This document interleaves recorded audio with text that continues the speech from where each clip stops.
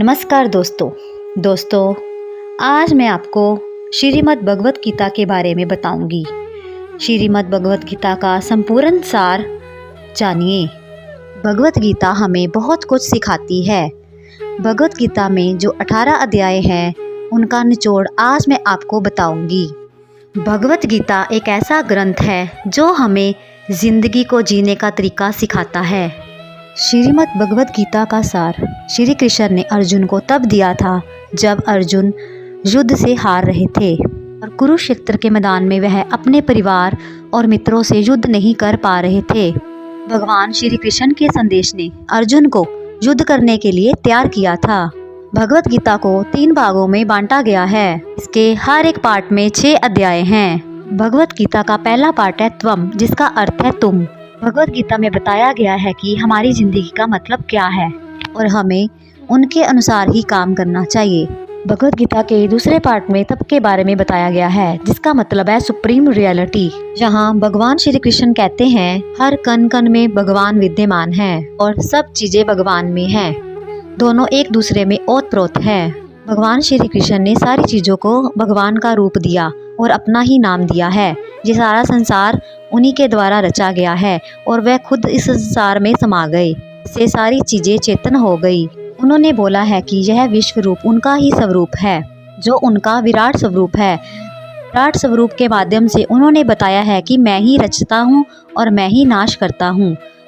भगवत गीता का तीसरा पार्ट 80 के बारे में बताता है, जिसका मतलब है भगवान और इंसान के बीच का रिश्ता, जिसमें भगवान श्री कृष्ण बताते हैं कि यह जगत 3 गुणों का बना हुआ है। इसमें तमस यानी कि अंधकार, राजस मतलब कर्म और सत्व मतलब संतुलन। ये तीनों चीजें हमें बांधे रखती है और हमें इस सच्चाई से वाकिफ करवाती है। दोस्तों, मैं आपको 18 अध्यायों के बारे में बताने जा रही हूँ। इससे पहले प्लीज आप मेरे चैनल को सब्सक्राइब करना ना भूलें। अध्याय 1, अर्जुन ग्रीफ, अर्जुन विषाद योग। भगवत गीता के पहले चैप्टर में भगवान श्री कृष्ण ये मैसेज देते हैं कि हमारे सारे दुख और दर्द का मूल कारण यह है कि हम उनसे लड़ने के लिए तैयार नहीं रहते। यही कारण है कि श्री कृष्ण ने अर्जुन को उपदेश दिया था। जब सेनाएं सारी चिल्ला रही थी तब भगवान श्री कृष्ण ने अर्जुन को यह उपदेश दिया। संघर्ष हर जगह है, पर जितना जल्दी हो उस संघर्ष की सच्चाई को पहचान लेना चाहिए। इसका मतलब ये है कि जब तक हमें रोग का पता ही नहीं तब तक हम उस रोग की दवाई नहीं ले सकते। उसके अलावा हम सारी मुश्किलों का अकेले समाधान नहीं निकाल सकते।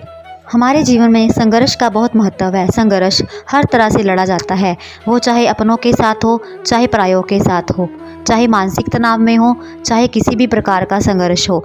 हमें जीवन में अपना संघर्ष खुद लड़ना पड़ता है, पर किसी भी संघर्ष से लड़ने से पहले उसकी सिचुएशन को समझना होगा कि किस सिचुएशन में कैसा काम किया जाए। पहले हम मानसिक रूप से देखते हैं कि कैसे संघर्ष करते हैं। हम क्या करते हैं, हम अपने माइंड में एक डिप्रेशन अवस्था बनाते हैं। इससे हमारा संघर्ष करने की क्षमता कम हो जाती है। हमारा दिमाग हमारा साथ नहीं देता है। हमारे मस्तिष्क में अनेक प्रकार के विचार उत्पन्न होते हैं। हम हर किसी को शंकाओं की नज़र से देखने लगते हैं। मानसिक संघर्ष करते रहते हैं, खुद में ही उलझे रहते हैं। जब हमारा माइंड हमारी सिचुएशन को स्ट्रेसफुल बना देता है तो हम हर सिचुएशन को लड़ाई के नज़रिए से देखने लगते हैं। इससे ये हमारे माइंड को सही सोचने वाली सोच को शांत कर देता है। जब हमारा वैसा माइंड एक्टिव होता है तो हम सही डिसीजन लेने के लिए एक्टिव नहीं रहते हैं, क्योंकि उस वक्त हमारे माइंड में एक नकारात्मक विचार बढ़ जाते हैं। हम उसी नज़रिए से सोचने लगते हैं।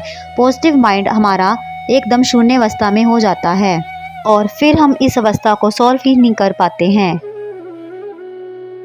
अर्जुन से कहा था। फिर उसके बाद अर्जुन का मन बदला और उसने शस्त्र उठाना स्वीकार किया।